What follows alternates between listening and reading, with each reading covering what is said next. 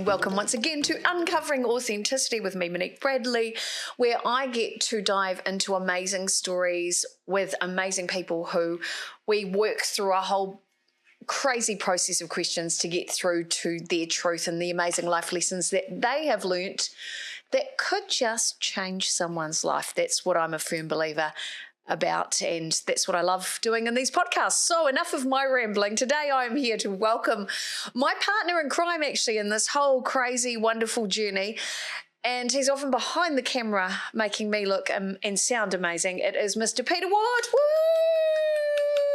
Welcome, Pete. Well. I know, this is so funny because I actually used your full name, Peter Ward, yes, which I believe was, you only ever got called that when you were getting told off by your mum, right? Yeah. Probably. Yeah, probably.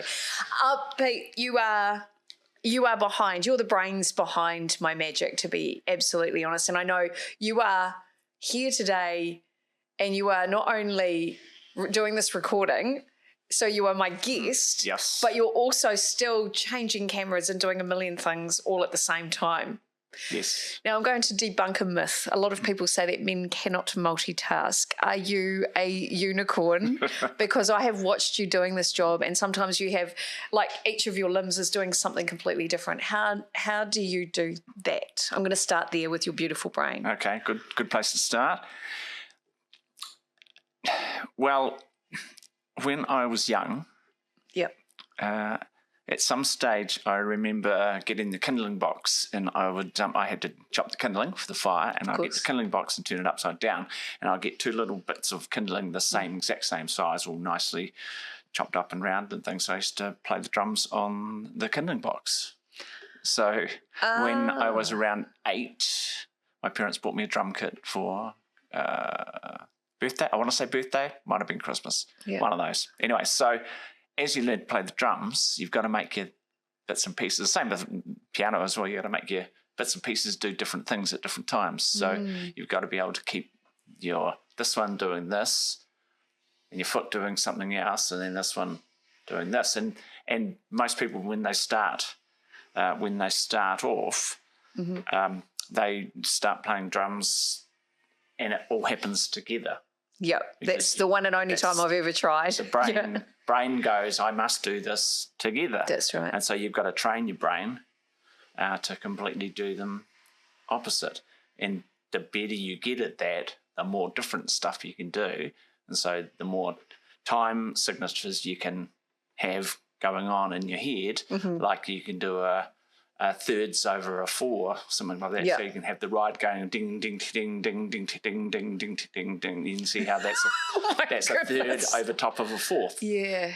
So once you can do that, you can do this, because it's like, especially for me, I'm looking at what the camera's looking for. I'm looking at the lighting, I'm listening to the sound, making sure all of that's happening, listening for bangs and noises outside. All of the building outside. I don't know about you, it's driving me crazy. Drives me nuts. It reminds me of a good story when we had a TV show filming outside, and one of the main characters was getting killed off. We're allowed to say the name of the show. Okay. Yeah, we can say it was Shortland Street. It was Shortland Street.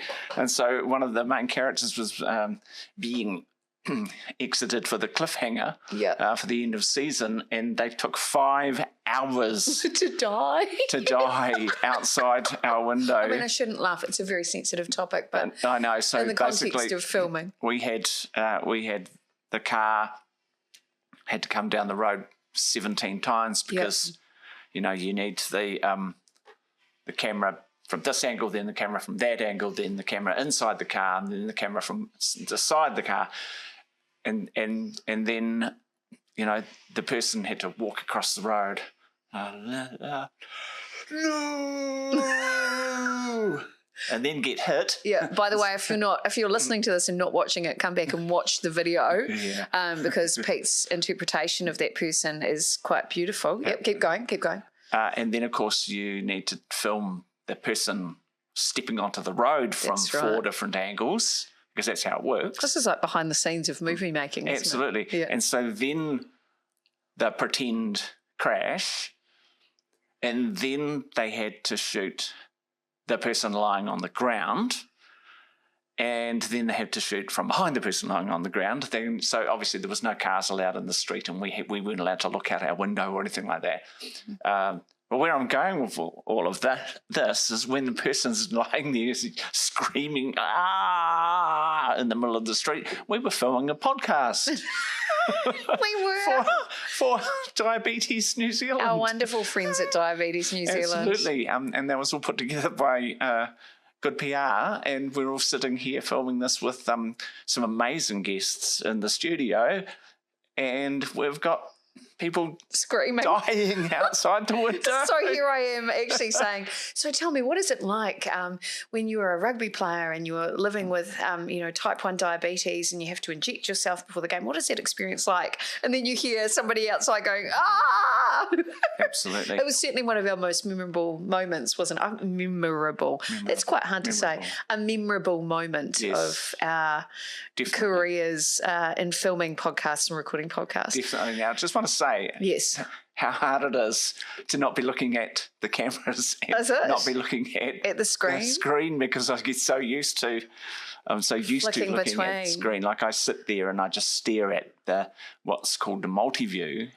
Yeah. So I'm staring at you. I know. Maybe I should be flicking between the cameras today, because you're supposed to be doing. There I did. You're supposed to be doing all of the. I looked at it. There we go. Up there. It's quite amazing. Okay, so basically it's because I've got 3 cameras plus a computer plus another overhead.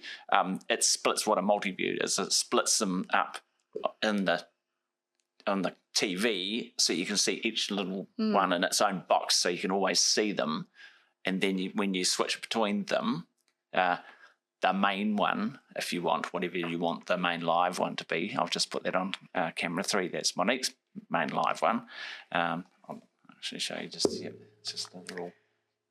There's a little switcher on an iPad, so you're seeing behind the scenes today as well. There we go. So, yep. Pretty amazing. So essentially, you just choose which one you want to see as the main one, or called program, obviously. Yeah. And it goes red. Now, it's funny enough, there's an on-air sign up the back there too. Up the back, that's right. Did you know why it's red? Why is that, Pete? Because your eyes, the receptors for red, don't give you light blindness when you look at red. Who knew? Yeah, you are full of fascinating information. Yeah. So, basically a red light in the dark is the best light to still be able to keep using your eyes. Oh. And green is the most picked up colour. Oh. Which is why they use green screen. Okay. So you know, Pete, you know that I know we're darting around the topic now. I know what you're doing. I know what you're doing. No. You have no idea what we're doing, really. Not really. But you know how this podcast goes. This is all about getting to people's story, why they do what they do, what is their truth, what is that information they wish they knew when they were 16, or what would they tell themselves, or what's that information that they want other people in the world to know which transformed their life. And I know you're an emerging keynote speaker as well, so you have an incredible story which, from my perspective, outside of your body, you can call it whatever you like, but what I see is this incredible story of reinvention. And we've already started in those early days of you octopussing. And I say that because being a drummer, you really do octopus. Your legs and your hands and your arms, your whole body does a whole bunch of different things. And you're doing that right now as you're talking. You're still able to flick between cameras. I know you're right across the sound, how the sound's going to sound. You are so multi-sensory and multi-perceptive. And that's so valuable in so many different areas of life.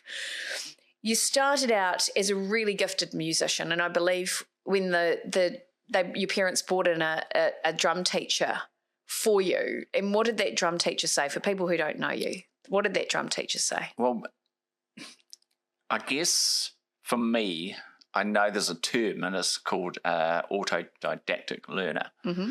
So that's me. I just get on and learn it. You point me in the right direction. So somebody showed me how to play the beat, and then I just got on and figured out the rest myself. Wow. So the drum teacher said, well, basically, I don't know what else to show you because you're already got the basics and you're already learning more stuff by yourself. Yeah. So, and I guess for me, that's how I ended up with the studio. I'm just thinking, because I already know your life story. There's a common theme right throughout your life, but your life has been, your professional career has had lots of twists and turns. You're in your keynotes, and I'm going to telegraph it now, but book him for a keynote, just saying. But in your keynote, you talk about something called a second chance learner, and you're the first person I'd ever heard in my entire, I've worked in education, but you're the first person I have ever heard talking about this. And I know education's been a big thing for you. For people who are listening who think, oh, you know, I've got no qualifications or anything like that, not quite sure what to do with my life, I'd love you to share just a little bit of insight into your story of going, how did you get from school to here? Okay. It's a bit of a journey. Yeah, bit of a journey. Well, left school with no qualifications. So mucked around like my reports. I was laughing with someone yesterday, just saying on the bottom of my reports was, could do well if he applied himself. What does it even mean? How many people have had that on their report? But I had a lot. Yeah. A lot. Basically, I just mucked around. I must have been bored. Yeah. Must have been just wasn't my thing. So I kind of, being into music, I had to go at music. I couldn't do art and music at the same time. That was a parental choice. Wow. So I did technical drawing instead of art, because then you've got something, can you've turn got a into skill, a trade or something, whatever, or an architect or something, anything like that. So turns out I'm actually quite a good artist. So for a while there, I used, my brand was Peopled Artist. So, and then I used that in my music as well and things like that. So I left school and basically went on the dole. And my first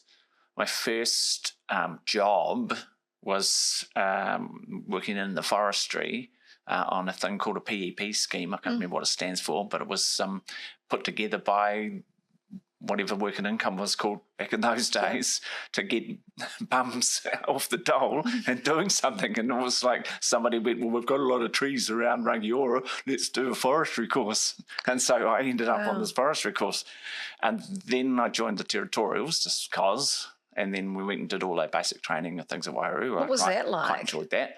That's great. And then towards the end, sorry, this is a long story, but towards the end of that, I got shingles. And so basically then I kind of went, oh, this is not for me. So I went back on the dole.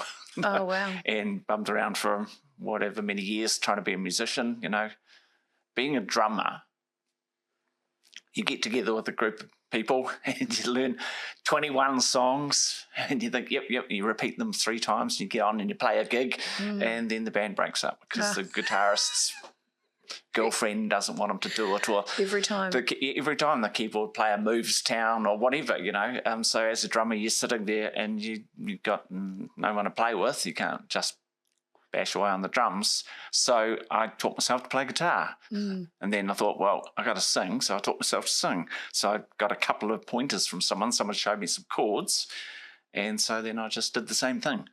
Just did that. So I end up gigging eventually as a guitarist and singer. So that's where Peopled Artist came in. So I'm doing lots of solo gigs and things like that. Still not really going anywhere. And somewhere in the middle of all that, got married, had a couple of kids and things, and decided I would put together a recording studio. And so I bought myself a 4-track tape deck. It was a Fostex, I think, first, and then I got a Tascam. Oh, yep, I remember that. Everyone remembers the Tascams. So I got that, started doing that, recorded a few things, recorded a few people, and then I thought, cool. It was 1996, and the year before, as you will remember, the Rolling Stones were paid $20 million by Bill Gates to launch Start Me Up, to launch Windows 95. And so I thought, okay, well, I should get into computers digital recording. Let's have a go at that. So I bought myself a Pentium 90. Wow. With 16 megs of RAM. Luxury. That was like hardcore in those days. Got one of those and quickly found out that any of the music programs didn't actually run on Windows 95 because nothing really did. No. So you're back to DOS 6 point something and Windows 3.11. And that's when I discovered what DOS and Windows was, because I didn't even know. Mm-hmm. So I found that out. And then because of that, I started playing around trying to get sound cards working in my computer because I wanted more than 2 channels. I wanted 4 channels, so I needed 2 cards working. So then I learned about what computers were all about, trying to get that working. And while I was doing that, I went down to the local shop where I bought the sound cards for, and I was standing there watching the guy work away in the thing, and then someone would bring in a computer and he'd fire it up and fiddle around with it and try some settings and reboot it, and then hopefully it worked. And I said to him, "Is that what you do for a job?" And he goes, "Yeah." And I said, "I can do that." In my head, I went, "I can do that." Like literally. And I went home and I looked in the local little paper, and in there, must have been a Friday, in there was an ad. It was the last day of the local Polytech running a computer course. I think it was a level 4. And so I quickly rang them and said, "Hey, can I get on this computer course?" And they said, "Well, it's full, but you can turn up on Monday, and if anyone drops out, you can go on the course." Wow. So I turned up on Monday, and by Monday 3 people had dropped out anyway, so it's really cool. So you were in? I had my interview and the head of department, she said, "Do you know what a batch file is?" And I said, "Yep." I had no idea. So I quickly went home and tried to find out what a batch file was. So anyway, away we went. And I discovered I loved it. As I didn't just love it, I said to myself, I like this more than music.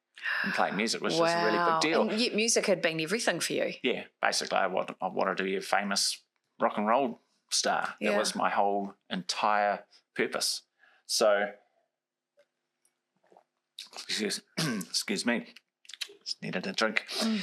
So I'm learning all about computers, and I just basically end up realising that my brain works really well like a computer. It's very like a bit of string or a little set of instructions or whatever. You start somewhere and you just go from here to there to there to there to there to there to there to there. Or if you want to go that way, then you have to make a decision. Is it an and or? You either go that way or you go that way, and then you go over there and do that. And so I learned to write binary and all that sort of stuff, ones and zeros and all those cool things. And then I discovered the servers that run the internet.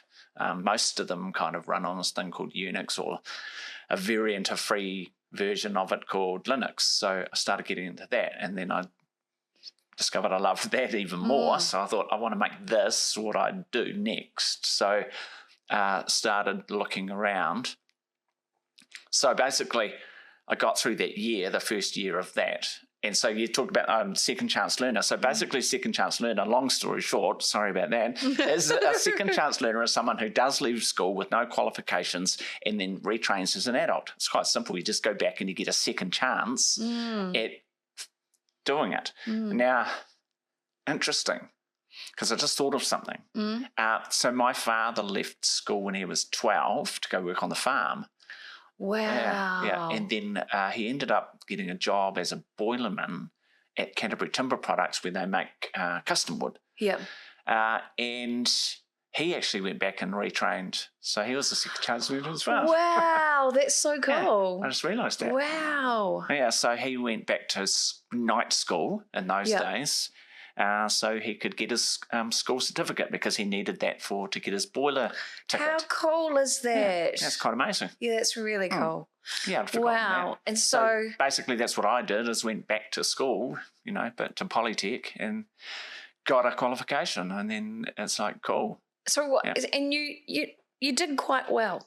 You did quite well. I did. I mean, I started a little business. I worked for... No, but I'm even people, thinking just at that course you did really well. Didn't you top the class, or you got second to top or something? Yeah, there was 3 main awards.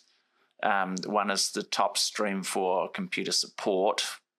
One was top stream for programming, and then one was top overall students. So I got the PC support one. I was doing programming as well, but the guy who got that was way, way good at programming, and he didn't do the computer support stuff, so they gave that to me. So basically, one of the top 3 in the class. And so coming out of school with no qualifications and then getting that as an award, that must have been mind-blowing for you. It was.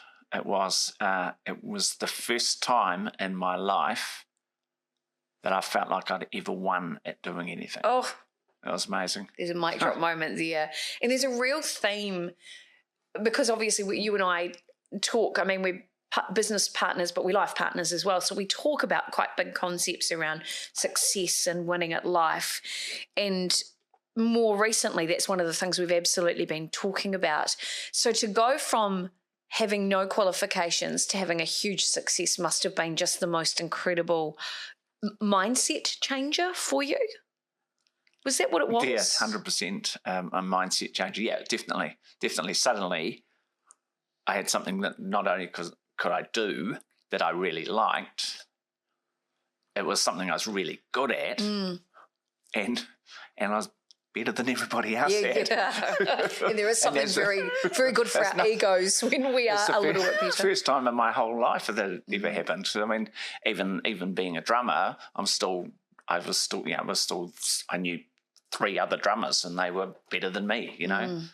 But suddenly I was doing this one thing. In fact, I remember the Unix test extremely well because I was the only one who passed, and the whole of the rest of the class of about 20-something people all failed. Wow.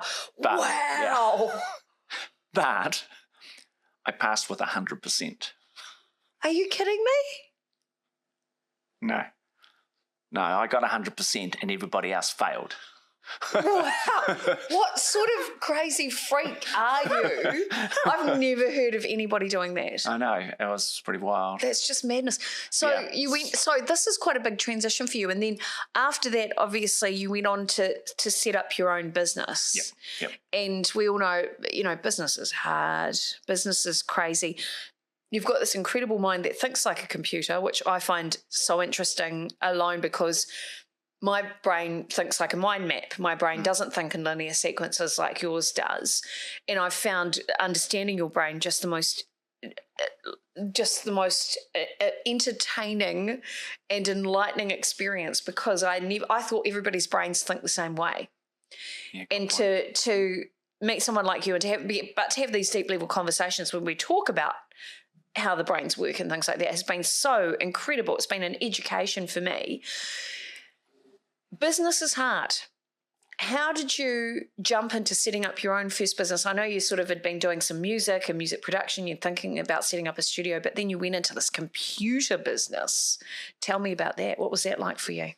Really, really easy. No, shut up. Really?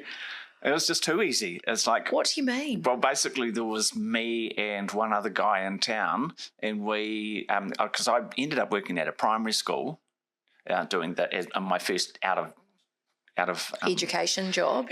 Straight into work after my qualifications. I ended up being the network administrator at a primary school, and so they were putting computers in the classrooms for the first time ever. Wow. In their whole entire history, and so basically what happened was every other school went, oh, we need to do that too, and then basically I started my business. In fact, no, I'll tell you, what was this, once again, it's a story. It was really hard, but really easy because what happened is I distinctly remember I started my own business in November. And what happens in schools? Oh, yeah, in school November holidays, Yep. And so that we go, nothing. Here I am sitting there thinking, boy, was that the stupidest thing I've ever done. Whoopsie. In January the 14th, I got my first phone call. Hello, it's I've been given your name. Apparently you're the guy that looks after schools. We need our computers set up before everyone comes back. Can you do it?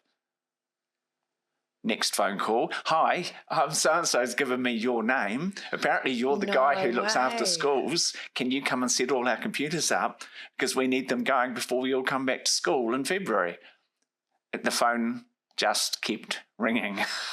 Wow.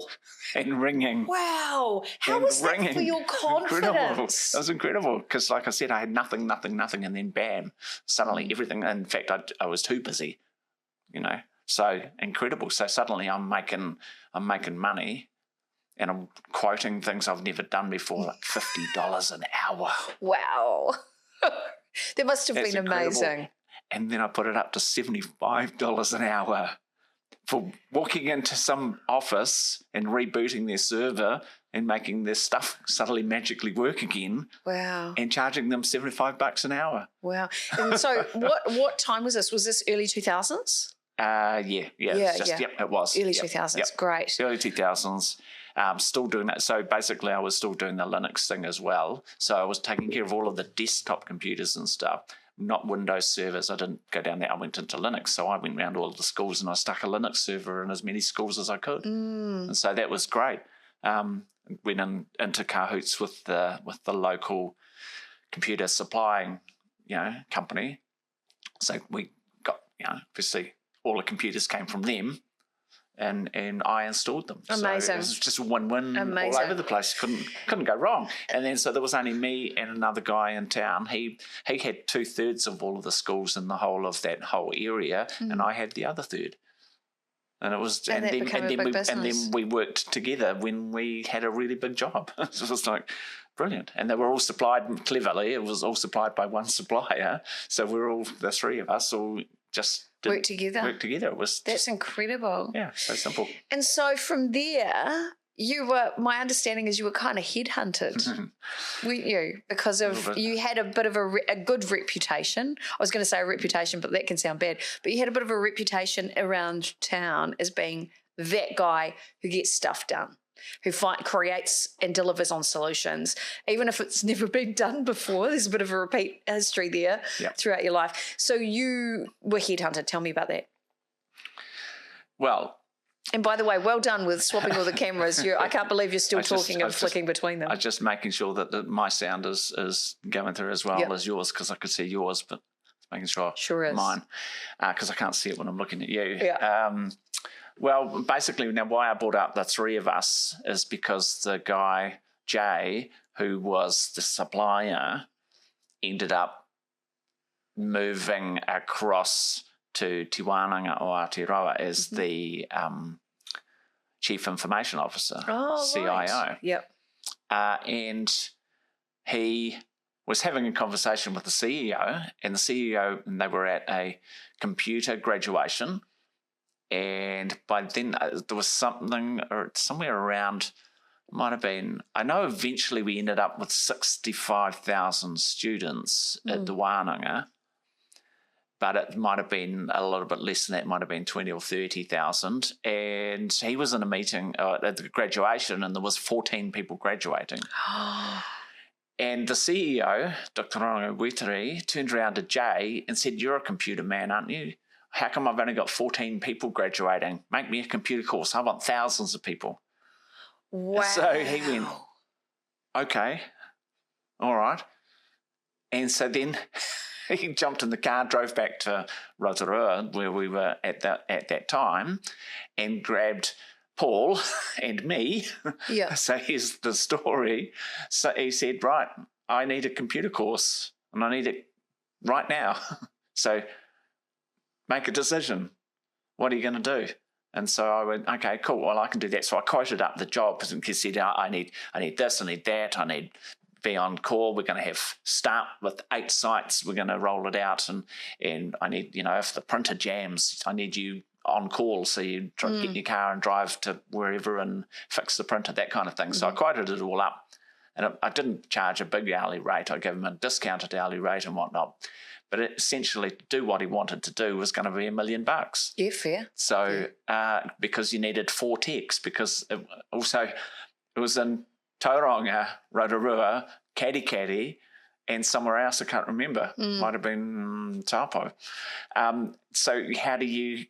One tech can't do all of those. Areas. So basically, I've looked it up, and he goes, "I'm not paying $1 million."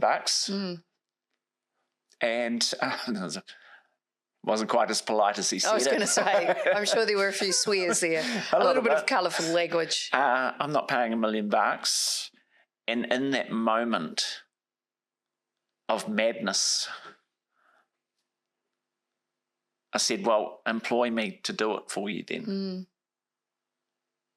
And he looked at me.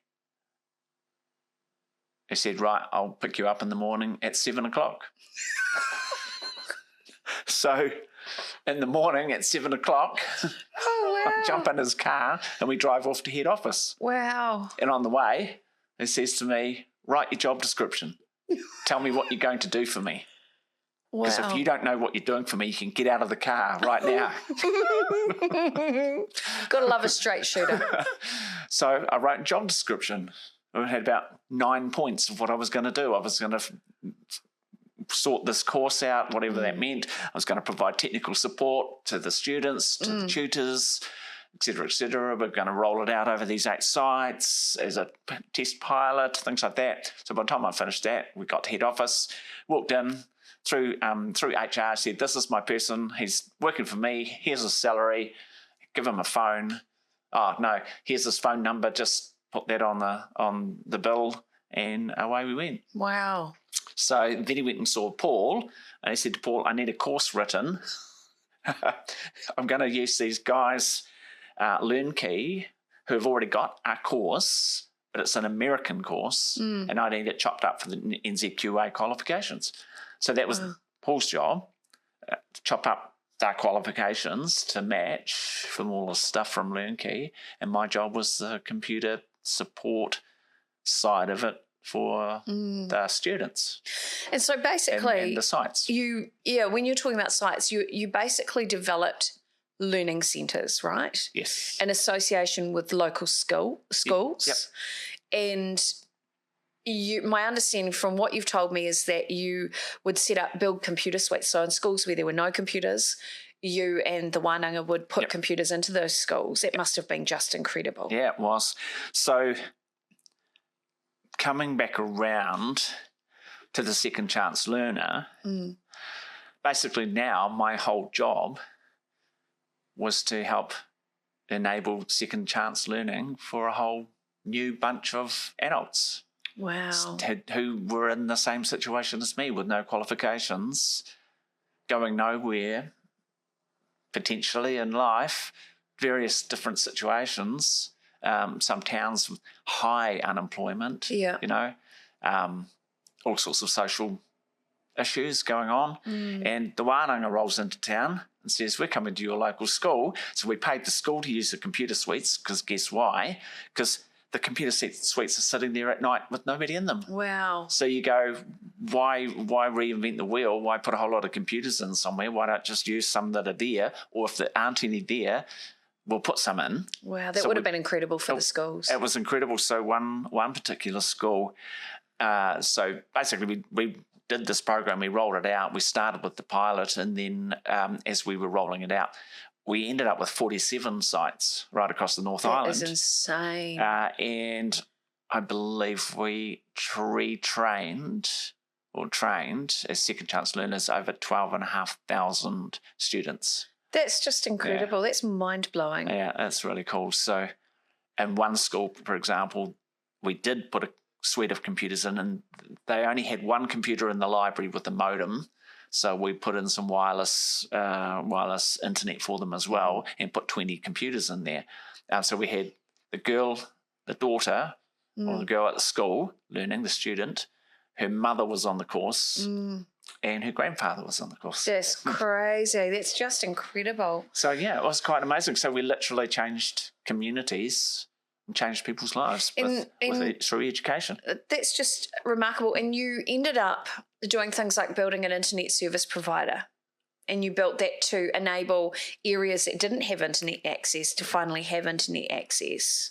I mean, that's a big deal. I wouldn't even know where to start doing that. And if you tell me you just Googled it and you did it, it's just another mind-blowing thing for me. Okay, that one I'm not going to say is easy. Okay. It took quite a lot of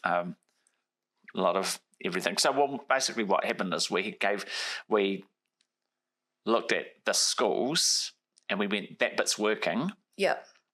What else do these people need? Well, they come to the school for 3 hours a week. So it's essentially a mixed mode learning situation. So they come in, see the tutor. The tutor takes them through what they've got to learn this week. That's cool. Then they go home. Well, what's at home? Nothing. No computer. No television, computer. Maybe.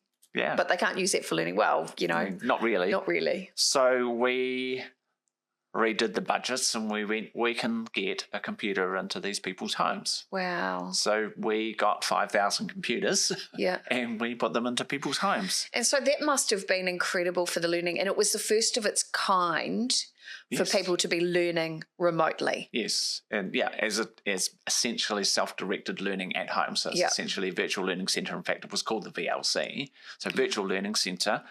And so they've got these computers at home. So now the computers at home had the same software image as the computers in the schools we used. Wow. Because we basically rebooted them into our software. And at the end of the day, the night we rebooted them back to the school. So there was no impact to the school. And then they had the same software at home. So, Microsoft Word and all those sort of things, Excel, they were learning all of that stuff. PowerPoint, et cetera, because it was a level 2 and 3 course. So we're not talking hardcore computer stuff. We're talking really basic skills. Like I remember somebody picking up the mouse and using it on the screen. Oh, wow. So we're talking real noobs. Beginners that need handheld through. And the tutors were fantastic because we got really good tutors and they knew how to nurture people through that. Nurture those people through those experiences. And so we're sitting there and we go, okay, that's cool. They've got a computer at home. How do we contact them? What if class is cancelled next week because the tutor is sick? They need an email address.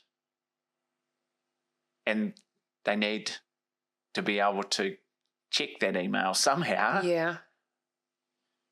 What if we built them an internet service provider? They can't afford to get their own internet at home. We'll give them an internet at home. Wow. So it was only dial-up. Yeah. But I worked out how to do that. And so we built that. We worked with, goodness, it would have been Telstra. Oh, yeah. And then Telstra Clear because somebody bought somebody. And we had... we put in fibre for the very first time, that kind of thing. It wasn't even in the street. They had to dig the road up to put fibre into our building. So we did that, and then we had all of these modems sitting somewhere, basically the cloud, before there was the cloud. And essentially it was a cool collection, and then we shipped that through and out to the internet. So went through our servers, or my servers, and out to wherever. So, once again, we're dealing... cloud things. And then we realised that the PowerPoint presentations that they were putting together at home for their assignment were too big to fit on a USB stick. Yep. So, because it was the max was probably 4 gigs back in those days. You couldn't get anything over 4 gigs. So, I worked out how to use, it was called My Network Places on Windows. And it was basically, it's a thing called WebDAV, WEBDAV. It was a protocol. And essentially it made my hard drives on my servers basically a cloud computer before there was cloud computing. Wow. So they could load up their presentations straight from their computer. Straight from their computer by copying and dropping it into my drives. And then they go to the school and then download it and carry on working on it. quite simple, really. And but that was that's absolutely genius. essentially- Like we take that for granted now with things like there's Dropbox and all these different amazing things. Yeah, well, yeah. Or shared networks. Even in our house, like we've got these shared networks and stuff we can access, but that didn't exist. Not back, no. So I essentially cobbled that together. And because somebody needed a solution. Somebody needed a solution. Wow. So I just keep doing stuff like that. So that's just incredible. And you've done this your whole life, even since I've known you over the last, 13, 14 years. But I just want to come back to before we jump into the next stage, coming back and meeting, you've met people who have done this course. Ah, yes. Jay Cherie. Yes. Was one that we knew through the Venus Women's Network. Yep. What was it like talking to her and finding out what her experience was like from doing your program? Very emotional. Yeah. How so? Why? Wow. You're actually changing someone's life, because the story she told me of the change in her life, that from getting a qualification that she didn't have, she restarted her life. Like she'd moved and she was... Yeah, she was originally from Zimbabwe, Zimbabwe. Yeah. She was maybe not feeling in a good space, that kind of thing. And she did the course, got the qualification and started her own business. Oh, wow. So just based on the success that she felt of actually achieving something, same as me, achieving, the course that I did, and then started a career in IT. She did the same thing with getting the qualification and then starting, I think she was a masseuse. Yes, that's right. Yeah, and so she started a business and changed her life that way and was able to support herself, and Amazing. I believe she's still running her own business, doing something somewhere, But it's amazing just to bump in, and then I said, oh, yeah, I did this. And she was like, oh, my God, I did this. And suddenly is like, and that was years later. That was like quite a few years later, when you connect up. And so I know, and like I said earlier, that family, having the 3 people learning on that computer, that's mind-blowing. Those computers is quite incredible. You can't make that up. No, it's not something. I sold some things to some people I've never met. That to me, that's well, it's very transactional, isn't it? Yeah, transactional. Whereas I did some stuff that it's not accidentally, but in the course of being my success, I guess if you want to look at it that way, I was able to enable other people's success. Oh, that's just luscious. I'm always looking for these moments in the podcast. Yeah, but it wasn't. It's not luscious. It's not even on purpose. All I was doing was being my best version of who I was. That's right. Or could be at that particular time in my life. That's what I was into. And I was just watching you putting that together and because you've never articulated it in that way before. That was just absolutely luscious. It was so good. So I just want to jump forward, because I know a lot of people know us either from the crazy video stuff we've done on the Pete and Monique show, or they see us at events, or they hear your name because they know that you're behind the scenes filming me often, or you've just been filming with the United Fire Brigades Association of New Zealand and doing some amazing stuff there. How did you go? Like when I met you in 2011, I think it was, we were musicians and I was a magician as well, a children's entertainer. How did you transition into doing all of this stuff I wish everybody could see behind the scenes and see this ginormous setup that we have in the studio here there's multiple big screens, ginormous televisions, there's heaps of cameras, you've got microphones, there's a million cables.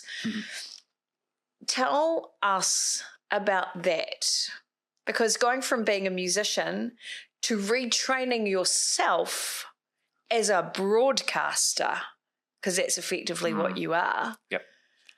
That's another big life change for you. Okay. Well, often it's born out of a necessity to help somebody do something. for example, like I just said, I was helping these students learn.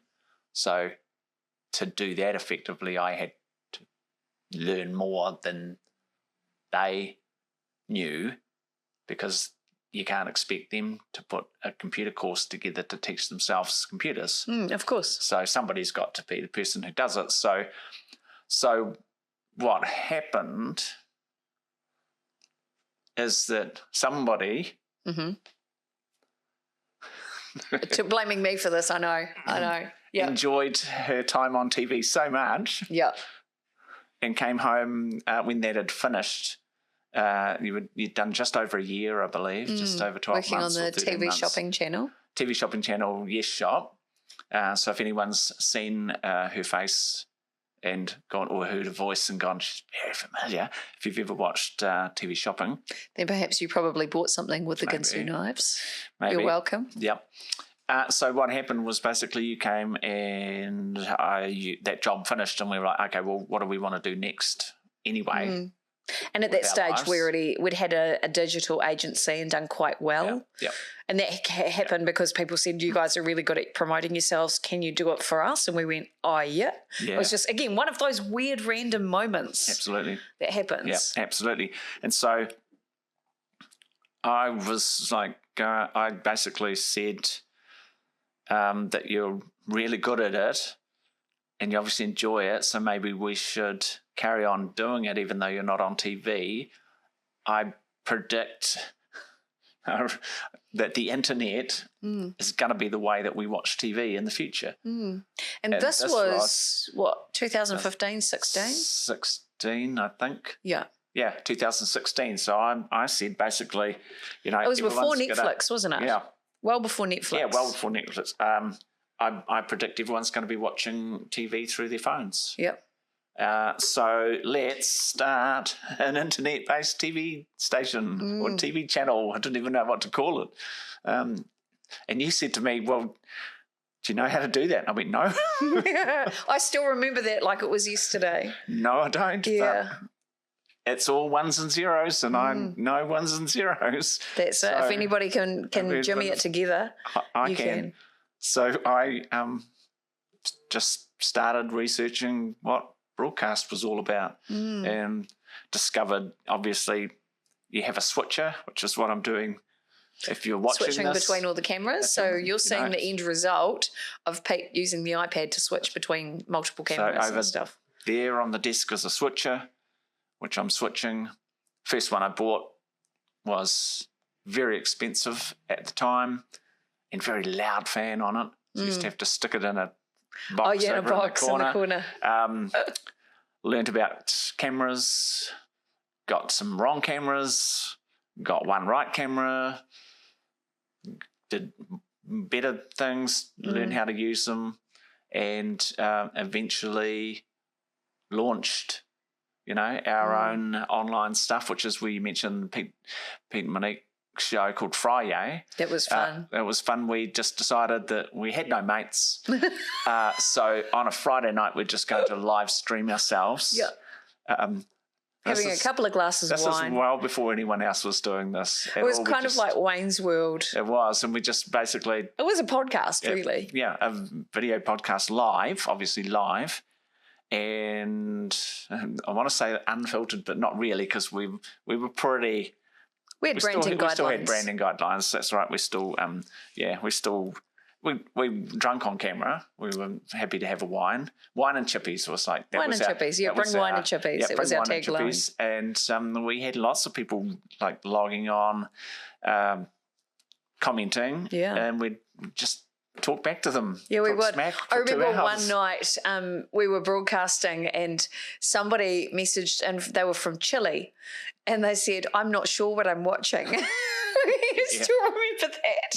Classic. It was so bizarre. Yeah, we had people from India. Yeah. Regular viewers. Yeah, Raja from India. Yeah, there was quite a few people who regularly tuned in on a Friday night, we discovered that it was a thing. And so it really, now that I'm thinking back to it, I mean, our first actual video podcast we did, which was for the Takapuna Beach Business Association, was actually in 2013. And this was years ahead of anybody doing video podcasting. And then we got into, after Yes Shop, we got into live streaming. So you got me to do product demonstrations and selling, because that's what I love. We did the Peter Monique show. I had a children's entertainment background, so I did, live shows on the Sunday mornings for kids, which I really loved. I would still do it again in a heartbeat, to be fair. All of that stuff, but it was just really about connecting with people, telling a few yarns. It really was, well, they call it live streaming, and that's different from sort of the Netflix streaming and things like that, or watching YouTube videos. Live streaming obviously gives us this opportunity, like you said, to talk to people and to reply to comments. That's why I love TikTok now, because they've really embraced live streaming. They want you to go live more, and it's so powerful. Pete, you'd come from no media background whatsoever, and yet at, I won't say what age you were, you retrained into a whole completely different industry once again. What was that like for you? Well, yeah, like I said, I guess I spot an opportunity to help somebody that, in this case, it was you. I somehow believe I can help you. Yeah. Whether it's just ignorance or, or just unwavering faith in your ability. Maybe. I'll go there. Let's go there. Yeah. I think it was around 50-ish. Yeah. I think. And I just went, well, that's something new to try. Like you said, we did have a digital agency. We were doing stuff, but it was, I want to say, quite boring. It's very, once again, it was it was quite transactional. Yeah. It's like, and as an artist, I do love the end result of what I was doing. So if I was building a website and I made it look beautiful and it worked really, really well, I was very proud of it. But just doing that over and over and over again. No, that's not your bag, baby. Wasn't as my Austin bag. Powers So would say. That's right. And so then this whole live streaming thing came along, and next thing, well, for a start, no two gigs are exactly the same. It's live. You're actually doing it live. I mean, people, we have done some live cooking demonstrations. In fact, it was over maybe 20 months. We live streamed Ray McVinney, MasterChef. That's right. From his kitchen for 30 minutes on a Tuesday, I believe it was. He was demonstrating. You were on there doing the keeping it all together, and he's doing all of the cooking, showing the demonstration. I believe at one stage he dropped a lemon and it rolled in under his bench. Yeah. And he goes, oops, I've dropped a lemon. Yeah. And it was really good because it was interactive, and he'd go, Pete, come over to the stove. So I'd pick the camera up from there and I'd traipse around over the stove and stick the camera over and what he was cooking, and then everyone would go, oh wow, what are you doing? And he'd show, he would explain what he was doing in real time, live. It wasn't one of those cooking things where he pulls something out of the oven. Here's one I prepared earlier. Never. It was 100% live, the whole show, including me burning the chicken, including you burning the chicken. Yeah, it was quite remarkable. And we were, turning the grinder thing on. What do you call it? Blender. Oh, the blender. If the blender's on, it's, and he's like, "Sorry about this, guys. Just stand away." Yeah. And it was real time. Yeah, and nobody was doing that. And I remember at the time we partnered with Byte magazine, and so on average we were reaching around 125,000 people per live stream. That was crazy. We really were. That was in the early days of streaming, before they kind of throttled the algorithm that gives you reach and stuff like that. Yep. And then, we had some remarkable experiences. Suddenly, once again, you were that guy that could do this stuff.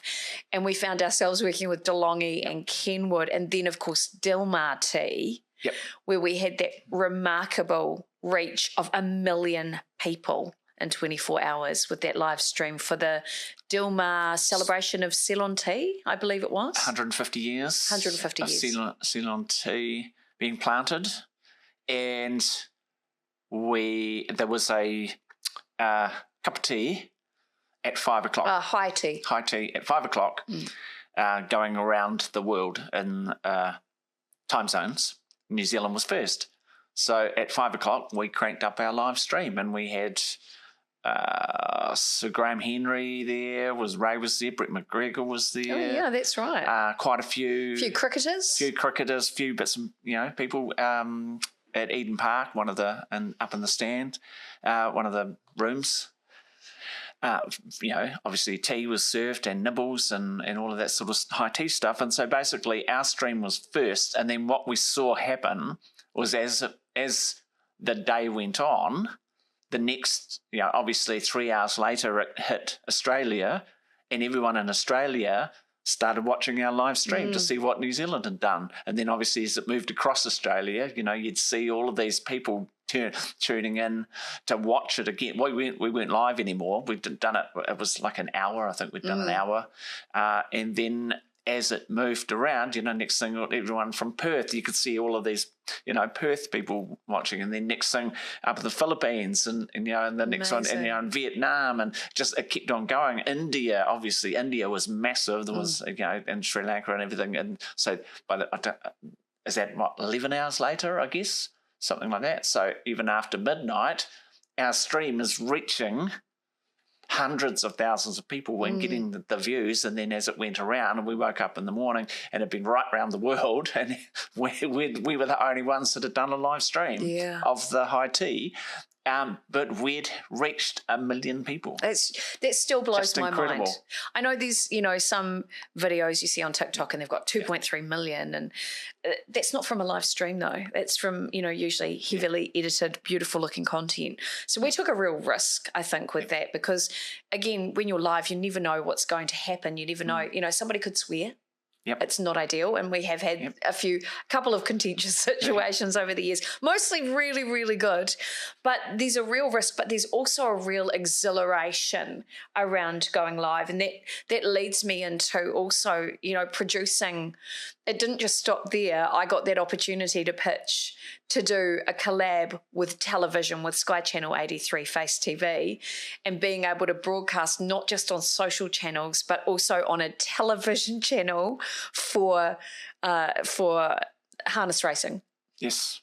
With a show that we did a little pilot season of called Trot Night, and it was really mostly to prove that the concept could work. Yep. And easy for me to go and sell. Again, we're in that situation whereby I sold the concept and then came back to you and said, right, so I've sold this idea. I need you to go and make it work. But you did. And we were able to geo-block content just for New Zealand to align with the betting rules and everything like that. And we broadcast live to TV as well, which people have been trying to do for years and years and years and hadn't managed to make that happen. Again, this was another moment of Pete Ward going, I just better Google it and see how to make it work. And you did. I know we had a few challenges in the beginning, but when you got there, this was a new thing that nobody had been able to do. This was long before COVID. Oh no, I think in the middle of COVID, whereby the only people who were able to stream were like TVNZ and TV3, and they could stream, and they were streaming onto Facebook mostly Facebook, but nobody like us, nobody outside of those people that had ginormous outdoor broadcast units, nobody was doing that. What was that like? You're a bit of a maverick, aren't you? What was it like to do something like that, especially because 2 years ago today we were doing that gig? We were Trot Night. Trot Night. Yeah. One of my favourite projects, hardest but favourite projects. What was it like, again, being a pioneer? Hard. Okay. It stretched me well past anything I've ever done in my life. It was the hardest project. I literally was just going to give up everything. Because it was, in theory, it should work, but when I put it into practice, it's kind of like everything that could go wrong did go wrong. And here we were, not only because we were being paid, but it's also our reputation to deliver. We'd said we could do it, and I didn't want to not do it. I didn't want to be a laughing stock. And but at the same time, it was so difficult. I had so many technical challenges. And in the middle of it, luckily, I say luckily, because in the middle of it, we moved house. Yeah, we did. So I had to pull the studio down, move to a new house, and then set it all back up again. And as I set it back up again, I redesigned it on the way through to basically solve all of the problems I was having. It was almost, I'd hate to say it, it was almost too easy to solve them because I just had a couple of things going to the wrong places. Wow. You know, so, and as I said, you know, it's all just, this one goes to here, goes to there, goes to there. I just had them doing the wrong stuff. And one of the things was that the videos were processing in real time in the background and causing the live stream to stutter. Gotcha. So all I did was quickly once I'd figured that out, run down the road to my favourite store and buy a bit of a gear to put the videos on to play them back. So then I'd have to learn how to make that work. So within a week, I had a whole new system for playing videos. Just because I had to, you know? and so I did it, and then it worked, and then it was like, woohoo, strap in because this is going somewhere, you know. It was great. And so we had the rest of the pilot was an absolute blast. I need to mention that it was 5 hours of live trotting show with 2 presenters sitting at the desk, similar to what we're doing here. Yeah. And I had a feed coming in live from the TAB with all of the TAB stuff on it, which we were allowed to use. So that came in. And what we did was we only wanted to see harness racing. We didn't want to see trots or dogs. And so we knew when the race was going to start, and we knew that... You mean gallops or dogs? Sorry. Gallops. You said trots. Trots. Yeah. Oh, yeah, sorry. Yeah, gallops. Yeah, so we didn't want to see the gallops, just wanted to see the trots. So we knew when that was going to start, so we were sitting there counting it in, counting the guys in, you know, here it comes, and 5, 4, 3, 2, boom, and suddenly we get feed live, and then we watch the race, and then we cut back to the replays of the race, and then we cut back to the studio to have the 2 presenters talking about the race. And in the meantime, somebody at the track was talking to the driver who just won, and then sending that video, emailing the video to you, and then you airdrop it across to me. I had to edit it. Make sure it was all right, and chop it and whatever. Adjust the sound and put on a graphic at the beginning and end. Airdrop it across to me. I throw it onto that new video playing stuff that I just got last week, and then 3, 2, 1, we played the interview with the driver live as if it was live. It looked like we had someone at the track and we'd cut to live. And then in the meantime, we've got our eye on the next race coming up. Like, I believe one night we did 20 races. Yeah, 25 was the most we had in one night.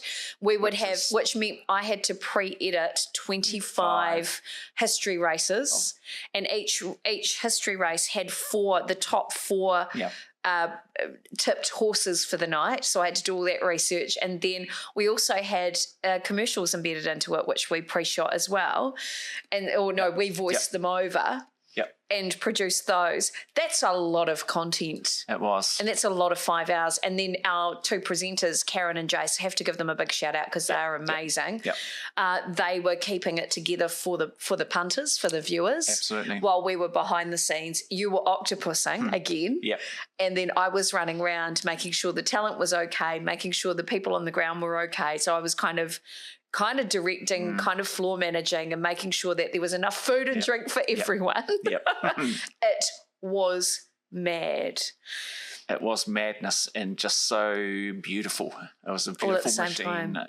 And after doing it and coming out the other end of it, apart from, like I said, I just wanted to actually just quit, just give it all up and just literally just dismantle the studio, never do it again, never talk about, just do something, I don't know, go and be the guy at the top of the slide at Border World nodding when you can go on your next slide. Or packing shelves in the supermarket whatever it was. So, but having come through and out the other side of it, it was the most magical thing I think I've ever done, because it was so hard and yet so much rewarding actually achieving it. It's like success. Especially when it had never been done before. Never been done, yeah.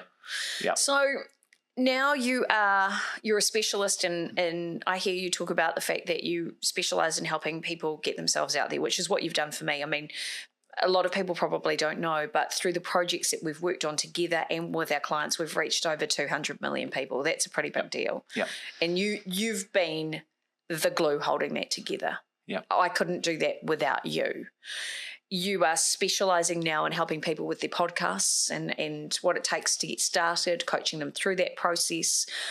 You are even helping people monetize their podcasts in some respects, looking at what their monetization model might be, because that's what you did in the wānanga, was looking at the financials. You are still doing video content for a couple of organisations. You're doing webinars. You've still got that huge focus on education and online education.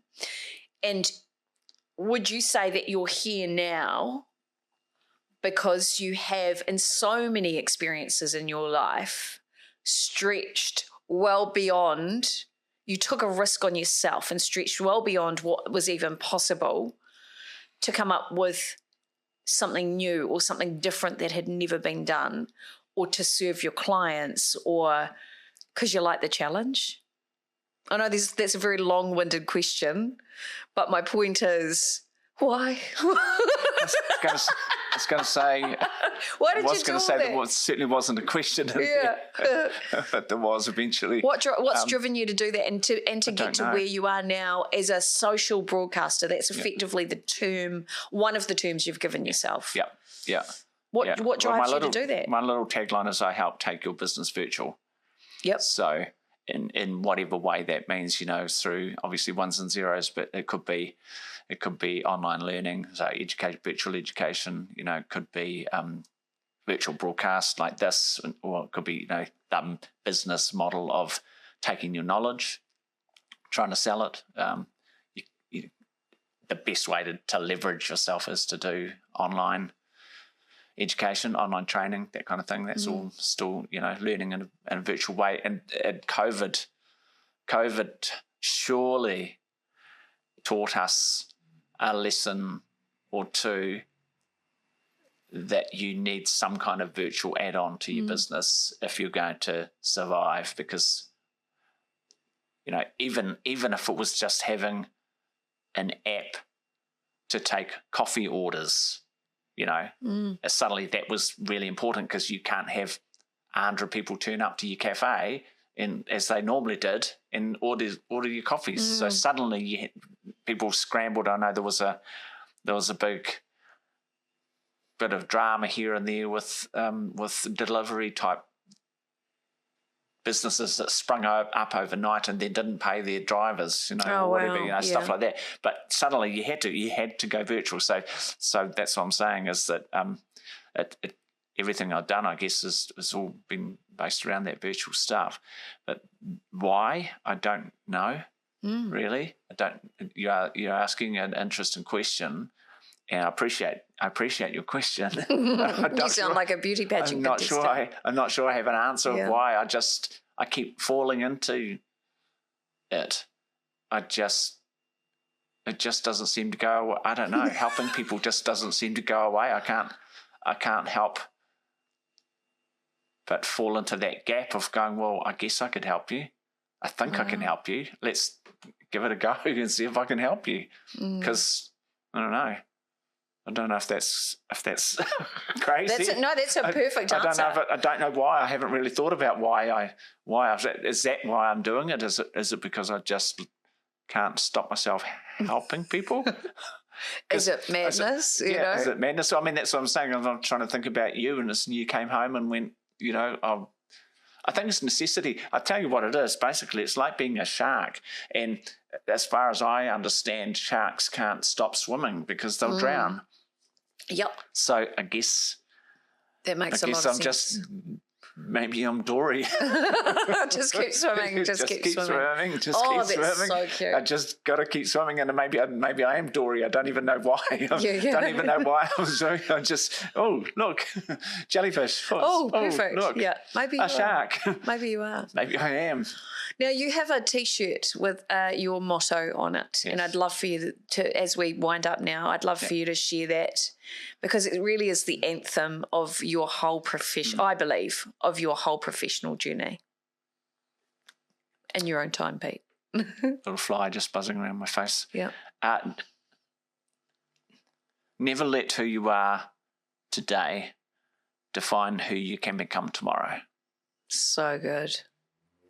So good. That is your whole life. I guess so, yeah. Isn't it? Yep. Amazing. When I kind of wrote that down, or said it out loud and had to write it down quickly, and then you went and very kindly put it on a T-shirt for me, so thank you for that. It does kind of sum up. Yeah, I don't know necessarily who I will be tomorrow, but I know that and I hope that other people feel that if they're listening to this, they can pick up a little bit of hope and inspiration that you can actually, if you choose to, be somebody different tomorrow. Like, this is not it, and I hope I don't ever stop and go, that's it. This is who you get for the rest of my life. I don't, I know we see people like that, don't we? And we talk about it, and that's it. That's them for the next 15 years till they die. And it's like, wow, that's a big decision. It is. And not even 15 years. Some of them are longer than that. Like, some of them are done. I mean, I know you hear that too, set in your ways, but some people just get to a certain point in their life and then they just check out, and then they just repeat Groundhog Day over and over and over again. Well, I hope I never do that. I hope there's always something else that goes, that I find that I go, oh, well, here's another new shiny thing. Yeah, here's another thing that's new, and usually it's something that's never been done quite like that before. And I'm like, oh well, okay, well, I guess, having like saying that, 20 years ago, I finished what I was doing, and I was sitting there going, you know what? If I was a mall like Westfield, what is my goal? What do I want? I want more people in the mall. If I'm a shop in the mall, what do I want? I want more people in my shop. And if I'm a customer at a mall, I want to be a VIP. So what if you had a website that you could buy your stuff on, and it gave you a receipt, and then you took that into the mall and into the shop and showed them the receipt, and you walked in the VIP line, and they went, oh, yes, Mr. Ford, here is your thing that you bought, you VIP customer, you. And then they give it to you because you've paid for it, and then you go back out and you think, well, I should get a coffee while I'm here, or I need to go and get something for the kids or whatever. And I thought to myself, it's just, remember, so this is 20 years ago. So what if you just clicked something and then you went and collected it? Yeah, here it is. Long before anyone was doing it. Long before anyone had even heard of click and collect. I just thought that just makes sense. Everyone wins. The mall wins. They get more people there. The shop wins. You win. Everyone wins. I like that. Maybe that's a new T-shirt for me. Everyone wins. Everyone wins. You sound like Oprah. You get a car. You get a car. Everyone gets a car. Yep, that's me. So anyway, that's... Okay, so there you go. It's all about innovation. It's about anticipating the needs of people. And it's about not being scared to do something that's never been done before. That's what I'm taking away from today's episode. Thank you, Pete. Amazing. And if you want to find out more about Pete, who can help you take your business virtual. If you've been a little bit scared to explore it, if you were like me, who was completely technologically inept, and I say that very openly, Pete was an incredible educator for me when this journey began 12 years ago. 13 years ago, something like that. And I've learned so much through this process and embrace it. Digital gives you that opportunity. I don't need to sell it to you. You're smart. You're listening to a podcast or watching this podcast. This is digital. This is the best way to educate and to share ideas. If you want to find out more, you need to head to Pete's website, which is peteward.tv. There you go, peteward.tv. There you go. peteward.tv. There you go. And my email's pete@peteward.tv. It's fun. It's interesting that you did introduce me as Peter. I know, that's weird. And that is weird because I've just always been Pete. I don't know why. But there you go. Pete, without the R, so you're not a pirate. No, yeah. That's right.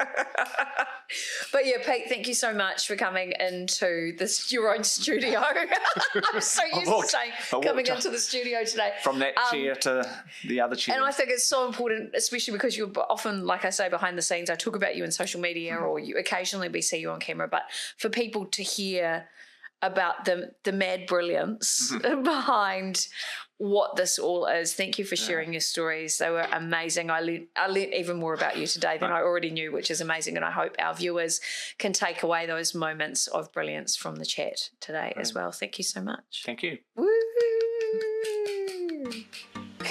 We've done it.